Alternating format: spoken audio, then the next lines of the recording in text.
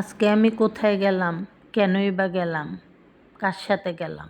Hello everyone, আসসালামু আলাইকুম। কেমন আছেন আপনারা? আমি তো আছি আলহামদুলিল্লাহ অনেক ভালো। তো এই সেই দরিমা সিমপুরের দোতলা ঘর বা দোতলা বাড়ি যাই বললেন আপনারা। তো এটা হচ্ছে এই ঘরের গল্প আমার শাশুড়ির কাছ থেকে আমি অনেক শুনছি, যদিও আমি কোনো দিন এত কাছ থেকে দেখি নাই। আজকে আমার সৌভাগ্য হয়েছে, ওখানে আমি বিশেষ এক দরকারে গেছিলাম।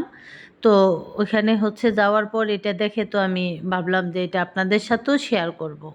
তাই হচ্ছে এটা আমি ভিডিও করে নিয়ে আসছি। ওখানে গেছি হচ্ছে আমি আর পারবিন ভাবি দুইজনে মিলে গেছিলাম। তো ওইখানে যাওয়ার পর ওনারা হচ্ছে বাড়ির যে মালিক, ওনারা তো সবাই ঢাকায় সেটেল। ওনারা মানে কেউই বাড়িতে থাকে না, গ্রামে থাকে না বললেই চলে। তো সেই কারণে আর কি পরিত্যক্ত বাড়ি বলা যায়। তো এটা দেখে আমার বাবার বাড়ির কথাও মনে হয়েছে, কারণ আমার ভাইয়েরা সবাই ঢাকায় সেটেল। আমার বাবার বাড়িও এরকমের খুলে খুলে পড়তেছে, একদম পরিত্যক্ত বাড়ি যেমন হয় আর কি। তো এই হইল অবস্থা। তো এক সময় হচ্ছে এই বাড়ির খুবই সুনাম ছিল। এই গ্রামের এই বাড়ির কথা বললে অনেকেই গ্রাম চিনে ফেলতো বা বাড়ি চিনে ফেলতো। তো যাক, আলহামদুলিল্লাহ যে অনেক কাছ থেকে দেখতে পারছি, কারণ অনেক গল্প শুনছি। আমার শাশুড়ি অনেক দিন অনেক কথার মধ্যেই হচ্ছে এটা বলতো আর কি, কারণ অনেক দূর থেকে অনেক লোকেরা এই বাড়ি দেখার জন্য আসতো, এই ঘর দেখার জন্য আসতো।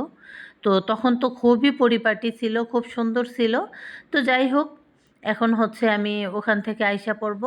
তো রাস্তায় দেখি যে এতগুলা রাজহাঁস একসাথে, আমি আসলে এত রাজহাঁস একসাথে আমি আসলে কখনই দেখি নাই। আমার তো দেখে অনেক ভালো লাগতেছে, দেখেন আপনাদেরও ভালো লাগবে। ওনারা তো একদম বন্ধু বান্ধব সবাইকে একসাথে নিয়ে হাঁটাচলা করে, কারণ ওনারা একা কখনোই হাঁটাচলা করে না। দল বেঁধে বন্ধু বান্ধব সবাইকে একসাথে নিয়ে ওনারা ঘোরাফেরা করে। তো যাই হোক, আমার তো এটা অনেক ভালো লাগছে, তাই আপনাদের সাথেও আমার ভালো লাগার মুহূর্তগুলো শেয়ার করি। তো এই তো দেখেন কত সুন্দর লাগতেছে। তো যাই হোক, ওইখানে আমি এক দরকারে গেছিলাম, আমার ভালো লাগছে, ভাবছি যে এটা আপনাদের সাথে শেয়ার করি, হয়তো বা আপনাদেরও ভালো লাগবে।